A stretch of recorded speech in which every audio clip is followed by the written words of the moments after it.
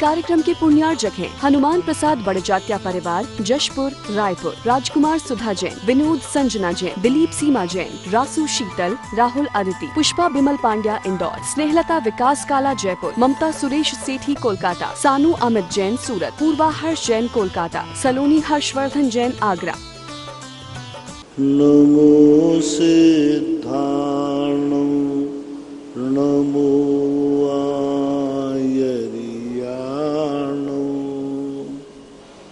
नमो वज्रायाणं नमो लोये सवसाहूर्णं। पंच परमेष्टि भगवान की जय। आचार्य श्री गुरुवर कुंद कुंद महाराज की जय। आचार्य श्री गुरुवर विद्यासागर महाराज की जय। परम पूज्य निर्यापक श्रमण मुनि श्री सुधा सागर जी महाराज की जय। परम पूज्य महासागर जी महाराज की जय। निर्मला जी जैन बड़ौत, गुरुवर नमोस्तु। महाराज जी, इनकी जिज्ञासा है कि तप कहते ही सभी का ध्यान कष्ट की ओर जाता है, वेदना की ओर जाता है कि तप करने में शरीर को क्लेश होता है, जबकि आत्मा को मुक्ति अपने उपयोग को अपने आप में लगाने से होती है, अपने परिणामों को शुद्ध करने से होती है। फिर ये तप आदि क्यों किए जाएं? तप का वास्तविक अर्थ है इच्छाओं का निरोध करना। और इच्छाएं जब हम पर पदार्थ को ग्रहण करेंगे तो हमारी इच्छाएं बढ़ेंगी, और जब इच्छाएं बढ़ेंगी तो आत्म विशुद्धि नहीं बढ़ेगी। आज तक किसी व्यक्ति को खाते खाते केवल ज्ञान नहीं हुआ, क्योंकि पर पदार्थ को ग्रहण करने के बाद उसका संस्कार रहता है। तप में उपवास को महत्व क्यों दिया? भोजन करने के बाद क्यों नहीं तप हुआ? क्योंकि अन्न पर है, और पर वस्तु शरीर के अंदर जाएगी तो वो आत्मा के विशुद्ध परिणाम नहीं होने देगी, आत्मा के अंदर वो विशुद्धि नहीं आने देगी, क्योंकि वो जो पर वस्तु है वह नियम से हमारे परिणामों को विकृत करती है, आकुलित करती है। इसलिए, और जहाँ आत्मा रहती है उनका जिससे संबंध है उसको उपवास करना। पर पदार्थ को छोड़ने का नाम उपवास नहीं है, तप नहीं है। पर पदार्थ को छोड़ने का नाम त्याग है। तप वो कहलाता है जो वस्तु अंदर जाकर के खून, मज्जा, मांस आदि बनते हैं, ऐसी वस्तुओं को ग्रहण नहीं करना, क्योंकि जिन पर पदार्थों से मांस, मज्जा, वस्तु बनते हैं उन्हीं प्रदेशों पर आत्मा का प्रदेश रह रहा है, तो उसके कारण आत्मा के प्रदेशों पर विकृति आती है, आत्मा के ज्ञान में विकृति आती है। इसलिए आपने देखा बाहर के जितने तप हैं सब भोजन संबंधी है। अनशन, अमोदरी, व्रत परिसंख्यान, व्रत परिसंख्यान भी भोजन के लिए है। रस परित्याग, रस का संबंध भी भोजन है। काय क्लेश, तो ये जो बाह्य तप हैं इनके संबंध में मैंने बहुत चिंतन किया कि ये बाहर के बाहर तप जो हैं मात्र भोजन से संबंध क्यों रख रहे, शरीर से संबंध क्यों रख रहे? इच्छा निरोधो तप था तो कहते कि भाई धन की इच्छा मत करो, मकान की इच्छा मत करो, परिवार की इच्छा मत करो। ये बात तो समझ में आती है, नहीं, वो त्याग में आएगा। तप वो कहलाता है जहाँ आत्मा के प्रदेश है वहाँ का रहने वाला पुद्गल परमाणु। तो इसलिए आहार पर वस्तु है और आहार पेट में जाएगा, मांस मज्जा बनेगा, वो नियम से आत्मा के प्रदेशों को प्रभावित करेगा, उपयोग को प्रभावित करेगा।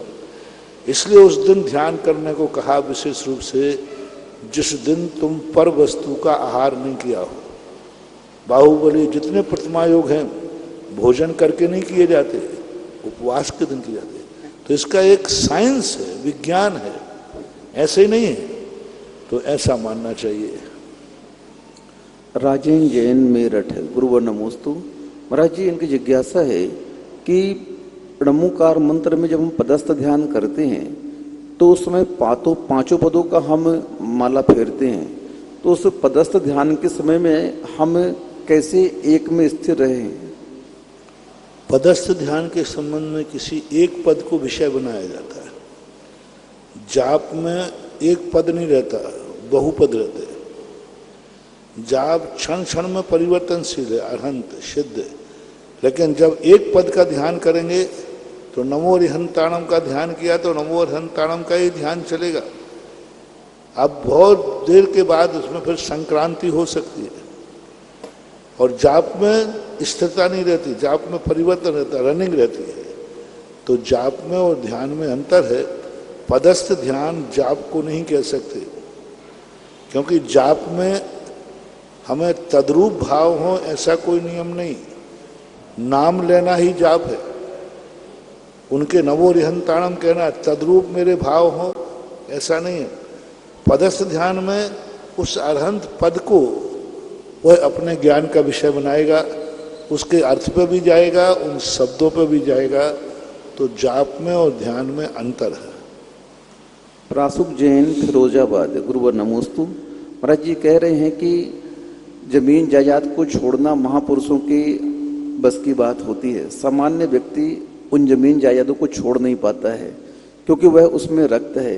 तो महाराज जी, संसार अवस्था में हम लोग ये देखते हैं कि जब भाई हमारे जमीन जायदाद पर कब्जा करता है तो उस समय पीड़ा भी होती है और बार बार वह अपने इरादों के माध्यम से और कब्जा करना चाहता है और सामने वाले भाई को परेशान करना चाहता है।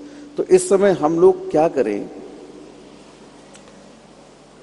परसों का, कल का और आज का 3 प्रवचन सुन लो। वो यही कह रहे हैं महाराज जी कि महापुरुष तो छोड़ सकते हैं, अब हम लोग गृह संसार में कैसे छोड़ें इस चीजों को? महापुरुष बनना है तुम्हें। वो अतीत के महापुरुष थे, तुम भावी महापुरुष बनो ना।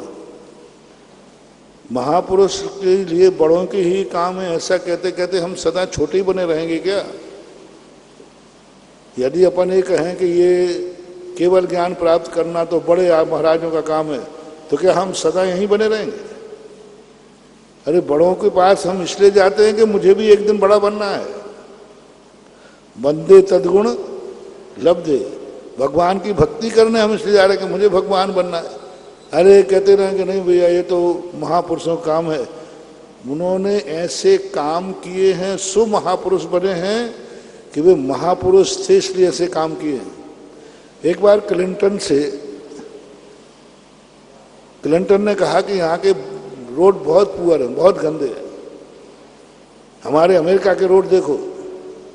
तो एक व्यक्ति ने कहा कि साहब आपके पास पैसा है, पैसा बोल रहा है, पैसा आपके पास पैसे ज़्यादा हैं इसलिए रोड वहाँ के अच्छे हैं। क्या क्लिंटन ने जवाब दिया? बोले यही तुम्हारी मूर्खता है। भारत की सबसे बड़ी कमी है कि अपने आप को गरीब मानता है, और जो अपने आप को गरीब मानता है वो कभी अमीर हो ही नहीं सकता। उन्होंने कहा नहीं, वहाँ पैसा है इसलिए रोड अच्छे नहीं है, रोड अच्छे हैं इसलिए पैसा है। पैसा है सो दान नहीं देते हैं। दान की बात को महाराज, जिनके पास पैसा है वो दान देते नहीं, झूठ बोल रहे हो। पैसा है इसलिए दान नहीं देते हैं, दान दिया है सो पैसा है। इसके घर में महाराज भंडारा भरा है इसलिए अच्छा बीज बो रहा है। अरे भाई अच्छा बीज बोया था सो भरा है। तो ऐसी बात नहीं, हम महान कार्य करेंगे हम भी महापुरुष करेंगे। महान कार्य है, महान पुरुष है इसलिए महान कार्य है नहीं, महान कार्य है इसलिए महापुरुष है। हम शुरू करें। अभी 3 दिन के प्रवचन आप सुनोगे। स्पष्ट अन्याय था रामचंद्र जी के साथ, स्पष्ट अन्याय, लेकिन उन्होंने नकार दिया। पांडवों के साथ, सबके साथ नकार दिया। तो ये महापुरुष के अंदर पांडवों ने जो किया प्रशंसनीय नहीं हुआ, निंदा है। महाभारत की कोई प्रशंसा नहीं है, उनको आदर्श नहीं माना गया। छोड़ सकते थे, कहते ठीक है नहीं दे रहा है, दुर्योधन नहीं दे रहा है, मैं जंगल में चला जाऊंगा। रामचंद्र जी ने कहा पद्म पुराण में, कोई बात नहीं, माता कौशल्या कहते हैं कि यदि माता कैकेयी का भाव हुआ है कि राजगद्दी पर भरत बैठे तो वो मेरा भाई है, क्या फर्क पड़ता है, मैं बैठूं या मेरा भाई बैठे, क्या फर्क पड़ता है मां, एक से दो राज्य होंगे, अच्छा है। मैं दक्षिण में जाकर के राज्य की स्थापना करूंगा और माता तुम्हें लेने आऊंगा, अच्छा ही हुआ, अपने दो राज्य होंगे एक राज्य की अपेक्षा, लेकिन राज्य का बंटवारा नहीं होगा। रामचंद्र जी का सबसे बड़ा जीवन, राज्य का बंटवारा नहीं होगा। चलो रामचंद्र जी महापुरुष थे, तुम जितने बहाने बनाओगे मेरे पास सब रास्ते हैं। रामचंद्र जी महापुरुष थे, शत्रुघ्न तो महापुरुष नहीं था, शत्रुघ्न तो महापुरुष नहीं था। जब रामचंद्र जी ने प्रस्ताव किया कि शत्रुघ्न को, भरत को इस अयोध्या के 4 भाग किए जाएं, तब शत्रुघ्न ने कहा भैया पिता की संपत्ति का बंटवारा नहीं होगा, पिता की संपत्ति का बंटवारा नहीं होगा। पिता ने संपत्ति जो अयोध्या का राज्य पीढ़ी दर पीढ़ी से चला आ रहा है, इसका बंटवारा नहीं होगा, मैं इसको बंटने नहीं दूंगा, ये अखंड रहेगी। और अयोध्या के राज पर राजा राम बैठेंगे, भैया बैठेगा, बता दिया। तो फिर तुम क्या करोगे, आप और कहीं मेरा राज्य, अयोध्या नहीं बंटने दूंगा। शत्रुघ्न ने जाकर के मथुरा के राजा को जीता और मथुरा में जाकर के राज्य गद्दी की स्थापना की, लेकिन अपने पिता की संपत्ति के टुकड़े नहीं होने दिए। ये तो महापुरुष नहीं थे, ये तो सामान्य भाई थे। तो ऐसी बात नहीं, ये सोच है, बहुत छोटे सोच हैं। भाई की तरह से जन्मते हैं, दुश्मन की तरह मरते हैं। ये मानवों का काम नहीं, दानवों का काम है, पशुओं का काम है। 2 पशु जन्मते हैं एक साथ और लड़ते हैं, मरते हैं विपरीत होकर के। इसके लिए तो आपको कहीं ना कहीं कोई समझौता करने की जरूरत ही नहीं, बलिदान करना एक दूसरे को, ऐसा। पुष्पा टोंगिया, इंदौर, गुरुभ्यो नमोस्तु। महाराज जी पूछ रहे हैं कि नंद्यावर्त महल और नंद्यावर्त दोनों अलग अलग हैं कि एक हैं? नंद्यावर्त महल और नंद्यावर्त, नंद्यावर्त एक मांगलिक शब्द है, तो नंद्यावर्त महल अलग है। उसकी रचना नंद्यावर्त के आकार की गई थी, इसलिए तीर्थंकरों के महल को प्रायः नंद्यावर्त ही कहते हैं, क्योंकि जो अमर अविनाशी पद को पाने के लिए चले और जिनका महल बनाया गया, वो महल को भूकंप से जब तक तीर्थंकर घर में रहते हैं उसमें कोई भी क्षति नहीं होती, उस महल को नंद्यावर्त भी कहते हैं। महावीर स्वामी के महल को नंद्यावर्त नाम से संबोधन किया गया है। डॉक्टर मगन जैन, चंदा जैन, आष्टा, गुरुवर नमोस्तु। महाराज जी इनकी जिज्ञासा है कि जीव के परिणाम में जो क्रूर भाव आते हैं वह लेस्या के कारण आते हैं या कसाय के कारण आते हैं? जीवों में जो क्रूर परिणाम आते हैं, क्रूर परिणाम जो आते हैं जीवों के अंदर में, वो लेस्या से आते हैं कि कसाय से आते हैं? कसाय से।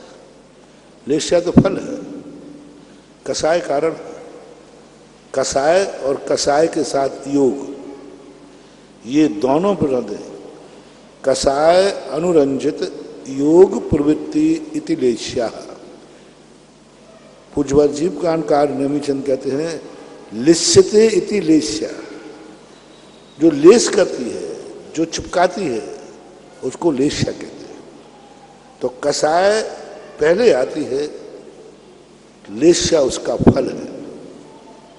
निर्मल जैन, कोल माता, गुरुवर नमोस्तु। महाराज जी पूछ रहे हैं कि नंदीश्वर में जो जिनबिंब होते हैं वे पाषाण के होते हैं, धातुओं के होते हैं अथवा रत्नों के होते हैं? रत्नमयी कहा है। नंदीश्वर भक्ति में पूज्यपाद स्वामी ने और अकलंक स्वामी महाराज ने श्री राजवार्ते के अंदर उन मूर्तियों को रत्नमयी बताया, नाना प्रकार के रत्नों से कर। और नंदीश्वर भक्ति में तो स्पष्ट आता है रत्नमयी मूर्तियां होती हैं। संजय अजमेरा औरंगाबाद महाराष्ट्र गुरुवर नमोस्तु। महाराज जी इनकी जिज्ञासा है कि जब हम मंदिर जाते हैं तो उस समय मानस्तंभ के दर्शन पहले करना चाहिए कि लौटते समय करना चाहिए? पहले करना चाहिए, क्योंकि मानस्तंभ का दर्शन करने के बाद हमारा मन विशुद्ध हो जाता है, हमारा मन तैयार हो जाता है कि हम एक महाशक्ति के पास जा रहे हैं। तो मानस्तंभ का दर्शन पहले होना चाहिए कायदा से। राजेंद्र जैन मेरठ गुरुवर नमोस्तु। महाराज जी ये पूछ रहे हैं कि अभिषेक के बाद हम लोग अर्घ चढ़ा देते हैं तो वह अर्घ चढ़ाना हमारे आवश्यक पूरे हो जाना माना जाएगा कि पूजन करना आवश्यक है उस समय? अभिषेक के बाद जो अर्घ चढ़ता है वो नहीं, वो अभिषेक तो आभार का अर्घ है, पूजा नहीं है वो। अभिषेक के समय 2 अर्घ चढ़ते हैं। पहला अर्घ चढ़ता है जब अभिषेक करने के पहले, वो एक आज्ञा मानना है, वो भगवान के प्रति अपनी आज्ञा मानना कि हे प्रभु मैं आपका अभिषेक करना चाहता हूँ। तो महापुरुषों से जब आज्ञा ली जाती है तो अर्घ चढ़ाते हैं। और अंत का प्रयोग जो है आभार का है, हे प्रभु हम आपके बहुत आभारी हैं। अभिषेकांते विश्वादि वीरांतेभ्यो अर्घम नृपामति। अभिषेकांते शब्द है, पूजा नहीं है। अभिषेकांते का अर्थ अभिषेक के बाद मैं आपका आभार मानता हूं कि आपने मुझे अभिषेक करके गंधोदक दिया।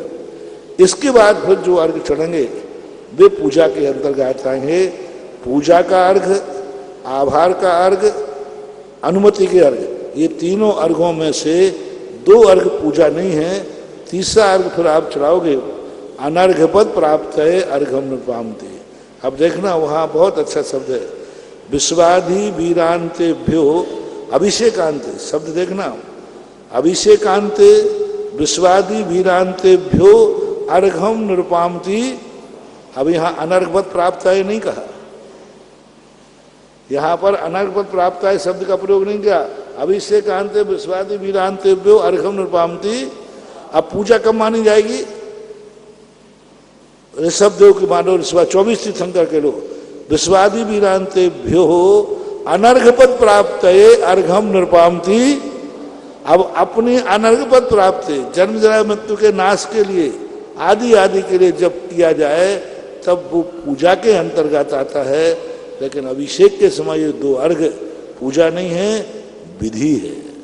तो महाराज जी जो 6 आवश्यक श्रावक के कहे गए हैं देव पूजा, तो ये इसमें देव पूजा नाम का जो पहला आवश्यक है वो पूरा नहीं माना जाएगा इस समय? पूज्यवर यति विश्व आचार्य महाराज ने त्रिलोय परिणति के अंदर अभिषेक को पूजा का आद्य अंग कहा है, उत्तमांग कहा है, आद्य अंग है। इसलिए पूजा का एक अंग अभिषेक है, उसी के अंतर्गत उसको ले लेना चाहिए। लेकिन वो पूजा नहीं है, पूजा का एक अंग है। पूजा कहना और पूजा का एक अंग कहना, शरीर कहना और शरीर का अंग एक हाथ है, तो वो एक अंग हुआ पूजा। पूजा समूची मानी जाती है। जैसे तुम जैसे तुम वो पूजा के 5 अंग अलग है, उनमें अभिषेक नहीं लिया। उनमें पूजा के अंग जो 5 बताए हैं, एक श्रावकाचार है, वो पंडित माधव का है, उन्होंने 5 अंग पूजाओं के लिखे हैं। स्थापना, सन्निधिकरण, पूजा और उसका अर्घ, विसर्जन और शांति पाठ, ऐसे उन्होंने 5 अंग करके एक पंडित ने। लेकिन यहाँ जो व्यवस्था बना रहा हूँ, पूजा का अंग वहीं से शुरू हो गया जब तुम मंदिर में पहुंच करके तुमने नमोस्तु किया। लेकिन वो पूजा नहीं है, पूजा का एक अंग है, विधि कहलाती है, इसलिए ऐसा माना है। मुकेश जैन इंदौर गुरुवर नमोस्तु। महाराज जी पूछ रहे हैं कि जब बालक को 45वें दिन मंदिर ले जाते हैं तो उस समय हमें उस बालक के ऊपर क्या संस्कार करना चाहिए? बालक को मंदिर होकर के सबसे पहले गंधोदक, और कुछ भी ज़्यादा नहीं कर सकते हैं तो मंगलाष्टक पढ़ के उसके पास से साक्षत क्षेपण कर देना चाहिए। उसके ऊपर से साक्षतों का क्षेपण करके कुर्वन्तु ते मंगलम, जो मंगलाष्टक है वो पढ़ लेना चाहिए। उसको नमोकार मंत्र, चत्तारी, दंडक आदि सुनाना चाहिए। फिर आपकी जैसी सुविधा हो वैसी करना। महेंद्र जैन पत्रकार इंदौर, गुरुवर नमोस्तु। महाराज जी इनकी जिज्ञासा है कि सकल परमात्मा और निकल परमात्मा में क्या अंतर है? नाम ही बता रहा है। सकल यानी सड़क वाला सा है, और निकल यानी संपूर्ण। सकल यानी एक प्रकार के होते हैं कि एक देश सभी परमात्मा है, पूर्ण परमात्मा नहीं है। और निकल परमात्मा यानी सब प्रकार के अशुभ कर्मों से दूर हो गए, घातिया कर्मों से दूर हो गए। ये सकल निकल परमात्मा की संज्ञा बहुत अर्वाचीन है। लगभग 16वीं शताब्दी के बाद परमात्मा को सकल निकल परमात्मा की संज्ञा दी गई। मूल आचार्यों ने सकल निकल परमात्मा का ऐसा कोई भेद नहीं किया।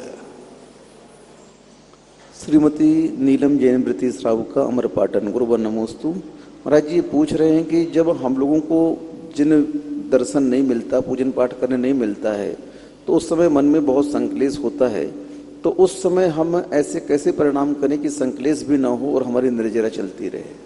शुभ कार्य छूटने पर संकलेश होना भी शुभ है, इसलिए मैं उसको मना नहीं कर सकता। एक बार आचार्य से बैठे हुए थे, एक महाराज का अंतराय हो गया। एक लोग आए, महाराज जी बहुत रो रहे थे, अंतराय हो गया। तो एक पंडित जी बैठे थे, उन्होंने कहा भाई जी क्यों रो रही है, आर्त ध्यान क्यों कर रही है? अरे अपने ही कर्म का उदय, महाराज के भी कर्म का उदय था तभी तो अंतराय आया, तो आर्त ध्यान क्यों कर रही है? तब आचार्य श्री ने कहा यही रोना ही इसका धर्म ध्यान है। और इसी से इनके जो भाव, उनको ग्लानि भाव आया, अंतर के भाव आया कि देखो मैंने कौन से पाप किए जो महाराज का अंतराय आ गया। तो धर्म कार्य छोड़ने पर जो संकलेश होता है वह संकलेश आर्त ध्यान नहीं माना जाता। एक सीमा और मर्यादा तक खेद होना, प्रतिक्रमण क्या है? संकलेश की बात करते हो, अंतो डज्झामी, क्या बात कही पूज्यपाद स्वामी ने। प्रायश्चित क्या है? जो अंतो डज्झामी, अंदर अंदर जल रहा है। डज्झामी का अर्थ क्या होता है? अंदर जल रहा है, धर्म कार्य छूट गया, धर्म में दोष लग गया, प्रमाद हो गया, अंतो डज्झामी, अंदर ही अंदर जल रहा है। यही उसका प्रतिक्रमण है। पूरे प्रतिक्रमण में यही बात आती है कि अपने अपराध के कारण से, अपने कोई भूल के कारण से, धर्म आदि छूट जाने से वो अंदर अंदर जो पश्चाताप कर रहा है उसको तप कहा, धर्म कहा, निर्जरा का कारण कहा। प्रवीण जी जैन, जस्सू जी का खेड़ा, चमलेश्वर, गुरुवर नमोस्तु। महाराज जी इनकी जिज्ञासा है कि आशा और विश्वास कभी गलत नहीं होते हैं, तो हम किनसे आशा करें और किन पर विश्वास करें कि हमारी जिंदगी में कभी हमें धोखा ना हो? आशा वही करना चाहिए जिन पर विश्वास हो, और विश्वास उसी पे करना चाहिए जिससे कोई आशा हो। व्यर्थ की आशा करने से कोई मतलब नहीं। और आशा हमें अपनी योग्यता अनुसार करना चाहिए।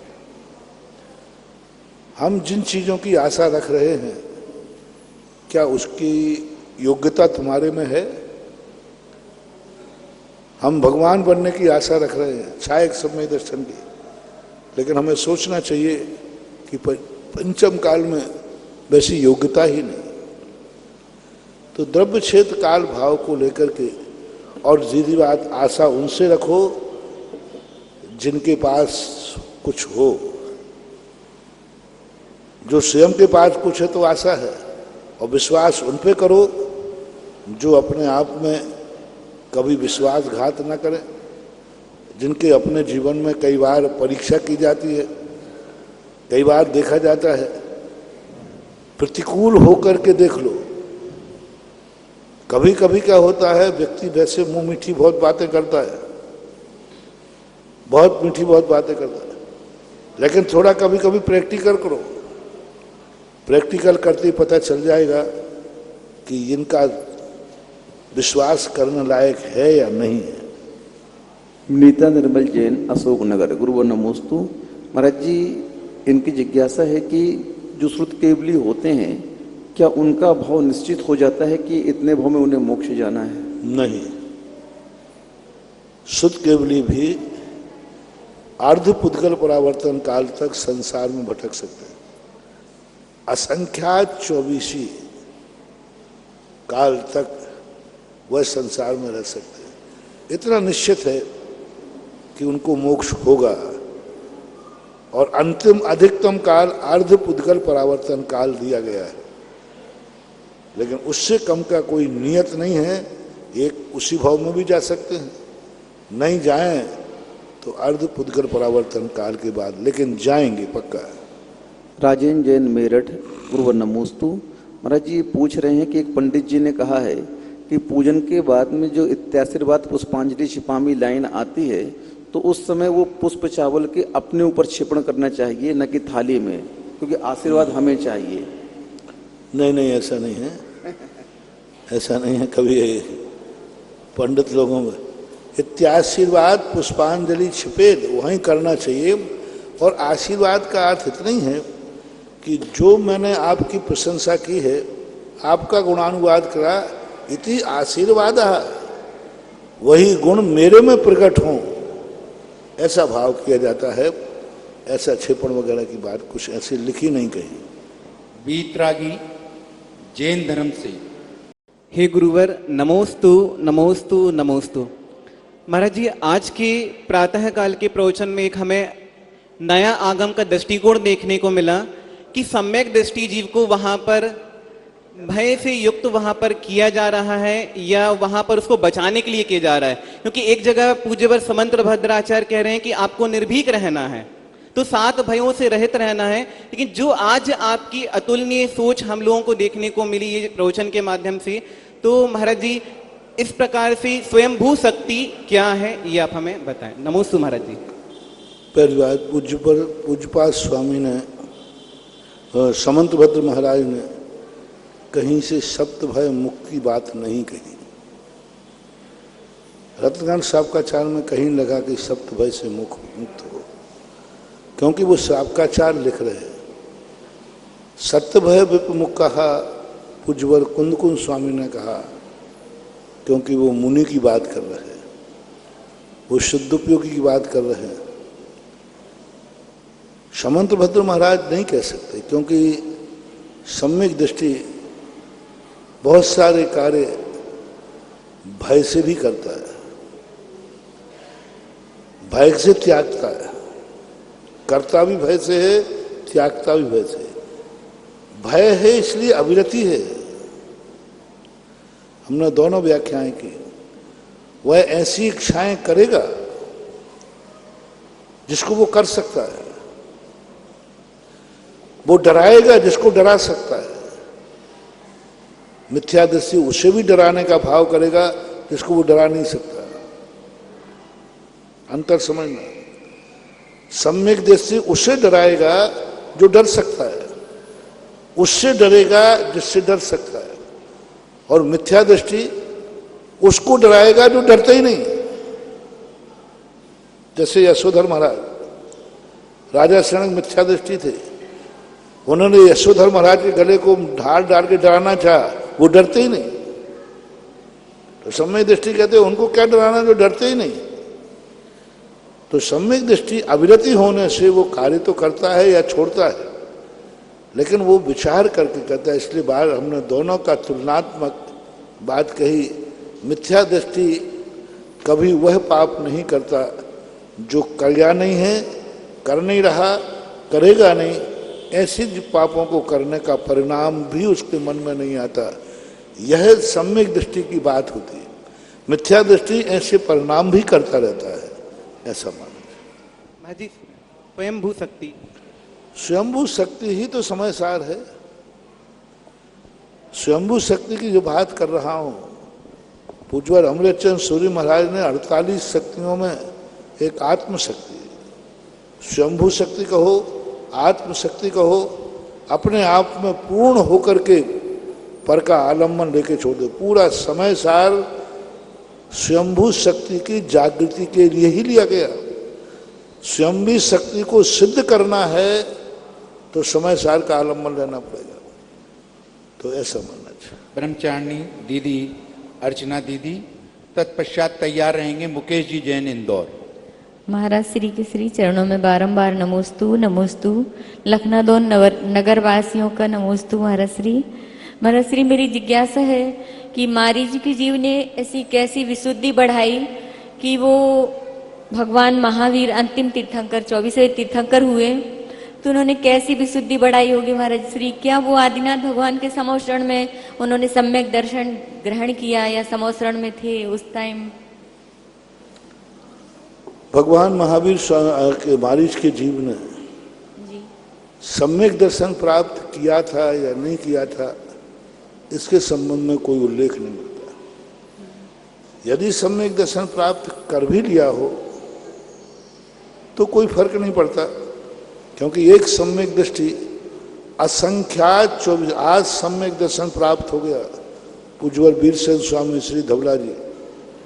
आज किसी जीव को सम्यक दर्शन हो गया, एक अंतर्मुहूर्त सम्यक दृष्टि रहा और छूट गया, और मिथ्याद गुण स्थान में कब तक रहा?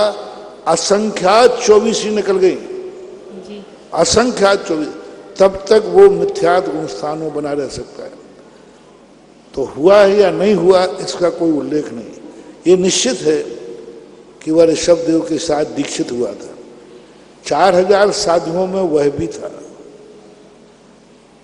और उसके बाद जाकर के वह उसकी जो भ्रष्टता बनी तो उसकी मारीच ने विशुद्धि नहीं, बाद में तो इतना अविशुद्ध होता रहा जो तीर्थंकर के विरोध में जा रहा है, तीर्थंकर पर लांछन लगा रहा है, तीर्थंकर पर दोष दे रहा है, तीर्थंकर को पाखंडी कह रहा है, तीर्थंकर के प्रति अविश्वास कर रहा है, उसकी विशुद्धि कहाँ हो सकती? उसी अविशुद्ध परिणाम के कारण तो 8 करोड़ बार तो गधा बना है मारीच का जी। महावीर तो बाद में बना, पहले गधा बना है।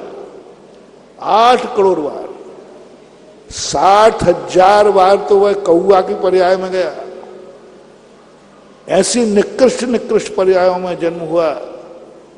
वो परिणाम तो जो सुधरे हैं तो मारीच के नहीं सुधरे, शेर के सुधरे, शेर की पर्याय में सुधरे। जब वही जीव शेर की पर्याय में गया, तब से उसके विशुद्ध परिणाम हुए, तो विशुद्ध ही होते गए। और कौन से संबोधन से हुए? जब हिरण को मार के खा रहा है, तब दो मुनिराज कहते हैं, हो भावी तीर्थंकर। पापी नहीं कहा, हे पापी या क्या कर रहा है? तो शायद शेर यही कहता है, पापी को जो करना चाहिए था वही तो कर रहा हूं। पापी को यदि हम पापी कहें, हे पापी तू क्या कर रहा है, तो वो समझदार होगा तो वही कहेगा, महाराज जी जो पापी को करना चाहिए वही तो कर रहा हूं। क्या संबोधन किया? हो भव्य आत्मा, हो भावी तीर्थंकर, ये क्या कर रहे हो? शेर स्पंदित हो गया। मुझ जैसे पापी को तीर्थंकर कौन कह रहा है? मुझ जैसे पापी को कौन कह रहा है तीर्थंकर? उनकी वर्णनाओं ने स्पंदित कर दिया, और स्तब्ध होकर के देखता है, उसकी विशुद्धि परिणाम बढ़ जाते हैं। मुकेश जैन इंदौर, तत्पश्चात तैयार रहेंगे श्रीमती अंकिता चतुर्वेदी, संत सुधा सागर पब्लिक स्कूल प्राचार्य। मुकेश जैन। नमस्ते महाराज जी, नमस्ते महाराज जी, नमस्ते महाराज जी। मेरा प्रश्न ये है महाराज जी, इतना पुण्य किसमें होता है कि वो सारे यहाँ का स्थापना देख पाते हैं और स्थापना के दिन महाराज जियों के दर्शन कर पाते हैं पूरे? क्या पूछना चाह रहे हैं? महाराज जी ऐसा पुण्य कैसा है इंसान का जिस अच्छा, दिन स्थापना के दिन पुण्य सारे नहीं, समझ गए, पुण्य नहीं होता है, अपने अंतरंग की भावना होती है, उन भावनाओं के परिणाम होता है। ऐसा कोई पुण्य नहीं है जिस पुण्य से गुरुओं के दर्शन करने का भाव आवे। अपने आत्मा का प्रसाद है, विशुद्धि भाव है। श्रीमती अंकिता चतुर्वेदी, प्रिंसिपल संत सुधा सागर पब्लिक स्कूल चांदखेड़ी, तत्पश्चात तैयार रहेंगे ताराचंद जी साहब सारोला। महाराज जी के, गुरु जी के चरणों में शत शत बार नमोस्तु। गुरु जी, आपके आशीर्वाद से विद्यालय का परिणाम 2 सालों से 100% रह रहा है।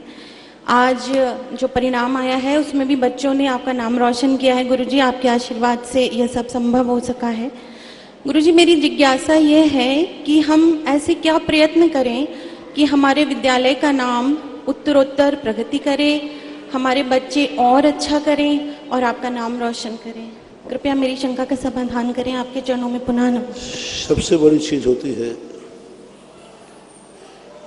कि टीचर्स या मैनेजमेंट जो होते हैं वो अपनी यह भूमिका अपनाएं कि मैं एक ऐसी जिंदगी मेरे सामने आई है जो एक माटी का रूप है, पद दलित है, अज्ञानी है, मूर्ख है, और मुझे इसको मंगल कलश बनाना है।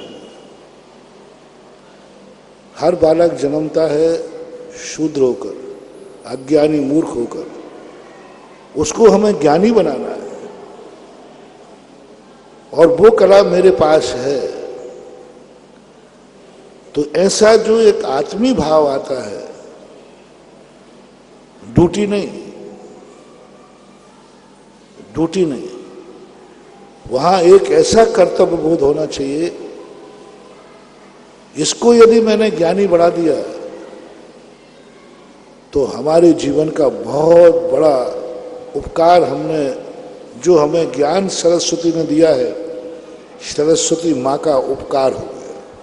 बच्चे पर उपकार नहीं, बच्चे को यदि मैंने पढ़ाया है तो मैंने सरस्वती माँ का बहुत बड़ा उपकार किया है। हम लोग प्रवचन देते हैं ड्यूटी मान के नहीं, हम प्रवचन देते हैं और एक व्यक्ति ने भी यदि स्वीकार कर लिया तो हमने जिनवानी माँ का उपकार चुका दिया। हम जिनवानी माँ का बहुत बड़ा नमस्ते। हमें तुम्हारी चिंता नहीं है, हम तुम्हें इसलिए संस्कार देते हैं कि मुझे जिनवानी माँ का उपकार चुकाना है, क्योंकि उसने मेरे ऊपर इतना बड़ा उपकार किया है, इतना बड़ा उपकार किया कि मुझे उसने ज्ञानी बना दिया। मेरे गुरु ने मेरे ऊपर इतना उपकार किया कि मुझे उपदेश के योग्य बना दिया। अब ये दो ऋण मेरे ऊपर हैं, अब ये दो ऋण कैसे चुकाऊं?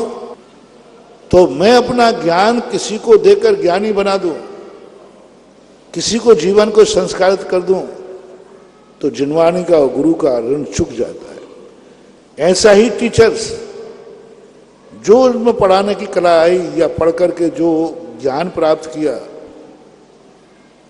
वो सरस्वती माँ का आपके ऊपर कर्जा है, ऋण है।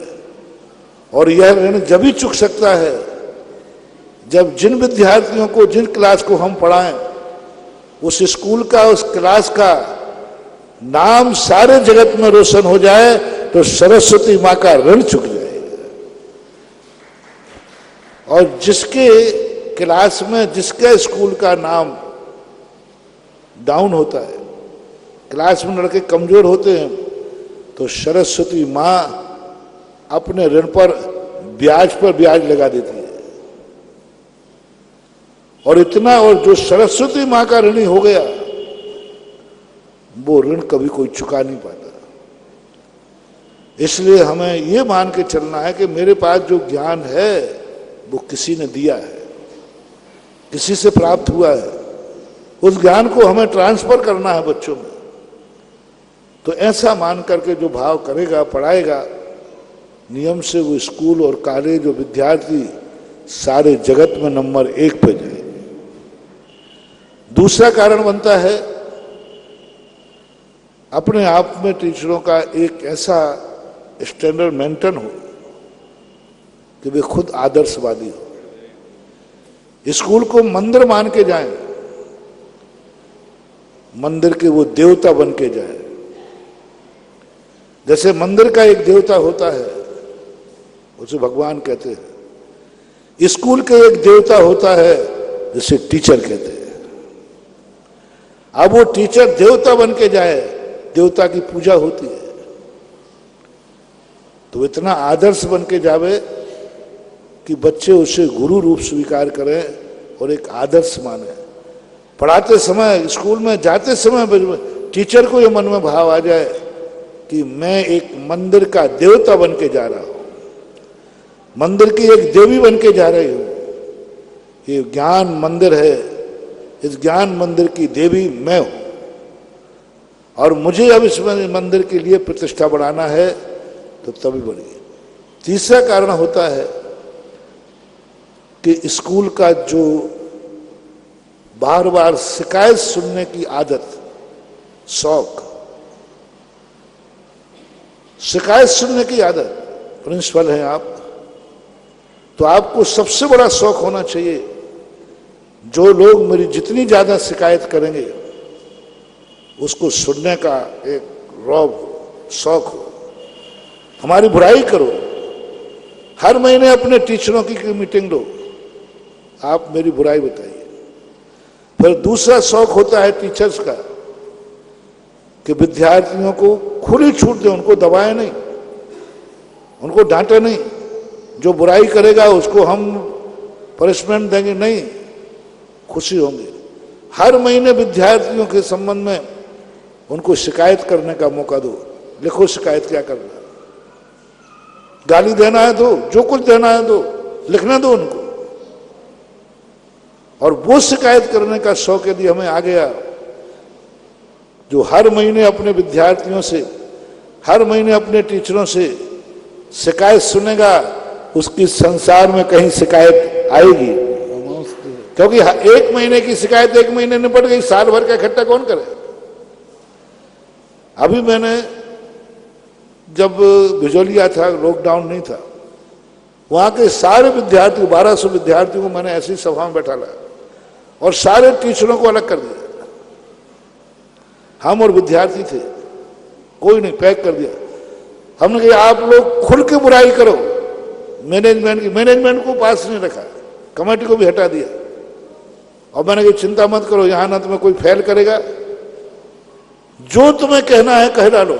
स्कूल में तुम्हें क्या कमी है, किस टीचर से परेशान हो, किस मैनेजमेंट से परेशान हो।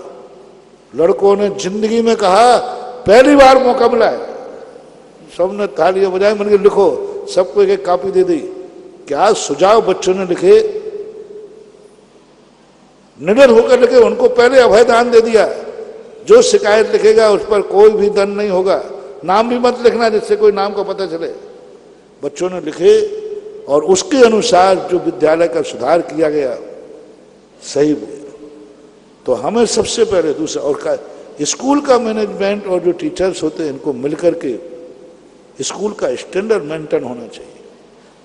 सबसे गंदगी होती है सफाई की व्यवस्था, बिल्डिंग का डेकोरेशन, अंदर का फर्नीचर, ड्रेसों का स्थितियां और साफ सफाइयत बाहर का। कॉन्वेंट स्कूलों में मैंने कहा ना, 50 रुपए की, 5 रुपए की चाय के व्यक्ति 500 रुपया देते हैं।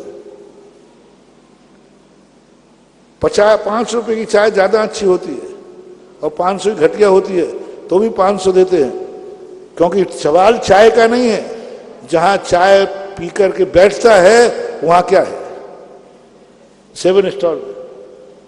अब वही हाथ ठेला वाला कह रहा साहब मैं 5 में दे रहा हूं, उससे अच्छी है। तो सवाल चाय का नहीं है, वहां वातावरण क्या था, हाथ ठेला पे पी रहा है, चारों तरफ वातावरण क्या है, उससे भी कमजोर चाहे वहां जाकर के जब बैठ के पीता है उसका एक स्टैंडर्ड बनता है। इसी प्रकार विद्यार्थियों का जो चारों तरफ का वातावरण है वो स्कूल का इतना अच्छा होना चाहिए कि उसको गर्व आए कि मैं ऐसी कुर्सी पर बैठा हूं, मैं ऐसी बेंच पर बैठा हूं, मैं ऐसे कमरे में पढ़ रहा हूं, मेरे खेलने का लॉन ये है। ये सबसे बड़ी कमी होती है और वास्तु से सबसे बड़ी नकारात्मक ऊर्जा इसमें होती है। और ये कमी आप लोगों के स्कूलों में है। मैं एक दिन बाहर पीछे गया, एलिवेशन का चद्दर लटक रहा है, मैं तुरंत भागा कहीं मेरे ऊपर ना गिर जाए, नकारात्मक ऊर्जा दे रहा है। ग्राउंड की स्थिति देखी, कितनी गंदगी पड़ी है। क्लास भली नहीं लग रही हो लेकिन झाड़ू प्रतिदिन लगना चाहिए। क्लास लगे या ना लगे, कमरा साफ होना चाहिए। विद्यार्थी भली वहां नहीं है लेकिन सरस्वती तो वहाँ है, विद्यालय तो है। तो ये बहुत सारे कारण ऐसे होते हैं जिनको हम सकारात्मक बनाना चाहिए, और इसके लिए दोनों जनों को मिलना पड़ेगा, मैनेजमेंट और आप जो प्रशासन शासन वर्ग है, प्रशासन वर्ग है, टीचर्स हैं, प्रिंसिपल हैं, ये सब मिलकर के हमने विद्यालय मात्र विद्यार्थियों को पढ़ाने के लिए नहीं खोला है। मैंने विद्यालय खोला है कि मेरा विद्यालय वो हो जिस विद्यालय के खुलने के बाद एक कॉन्वेंट स्कूल बंद होना चाहिए।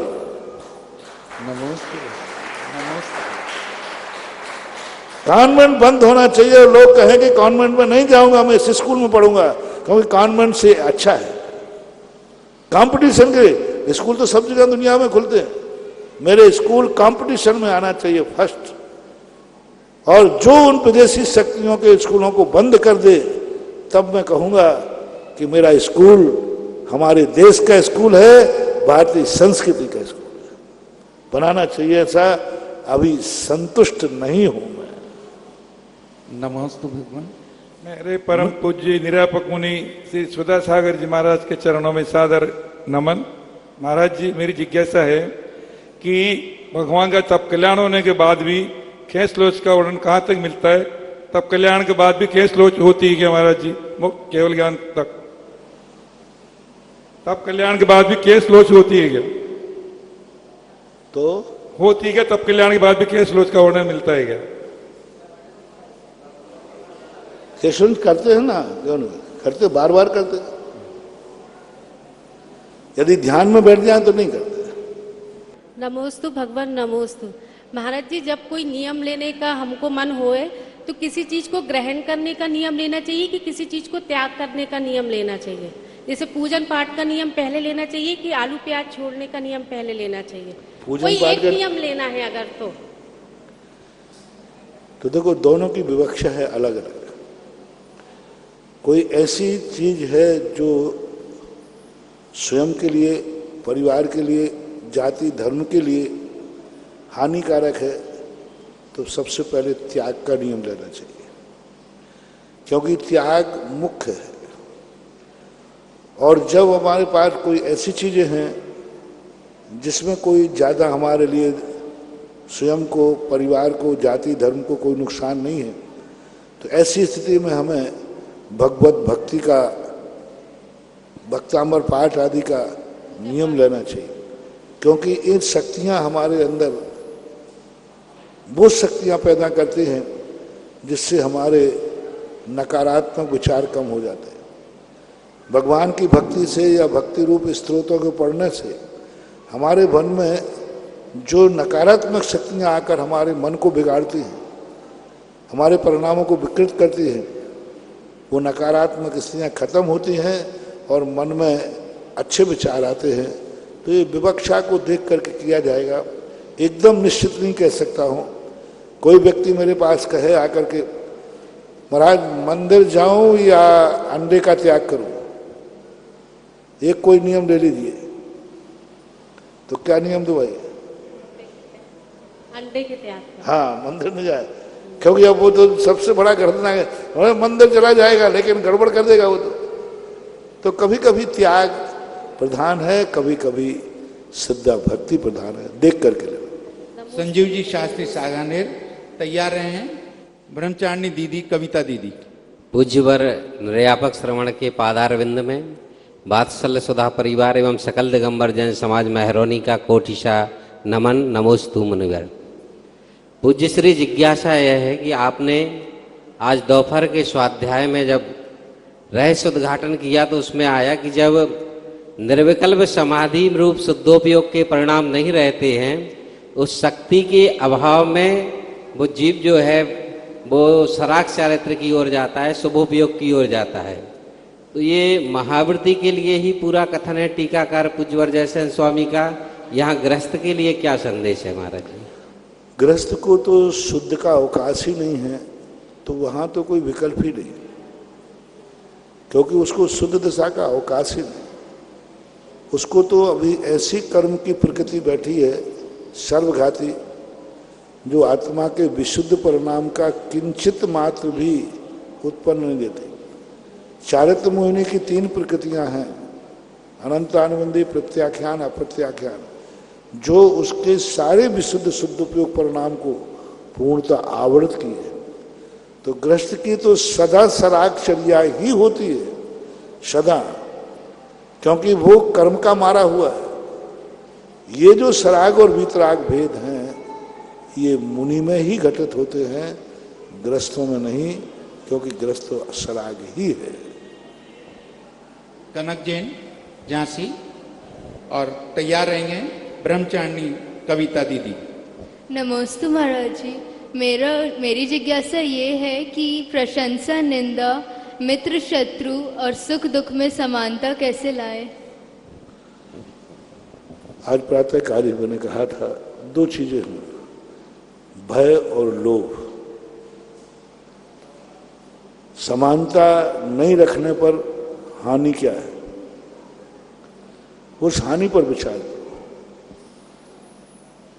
मित्रता रखने पर लाभ क्या है, उस लाभ पर विचार करो। बहुत कम लोग होते हैं जो हानि लाभ पर विचार किए बिना समता भाव रख लेते हैं, बहुत कम लोग। ज्यादातर लोग वही होते हैं जो हानि लाभ देखकर समता भाव रखते हैं।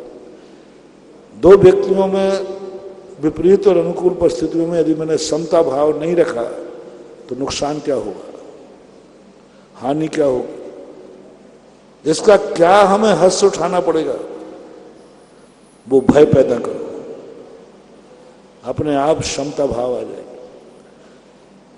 लोभ, यदि मैंने समता भाव नहीं रखा तो हमारी क्या वस्तु समाप्त हो जाएगी, और समता भाव रखने में मुझे क्या मिलेगा? यदि मैंने समता भाव रखा, उदाहरण के लिए देता हूं, एक व्यापारी है,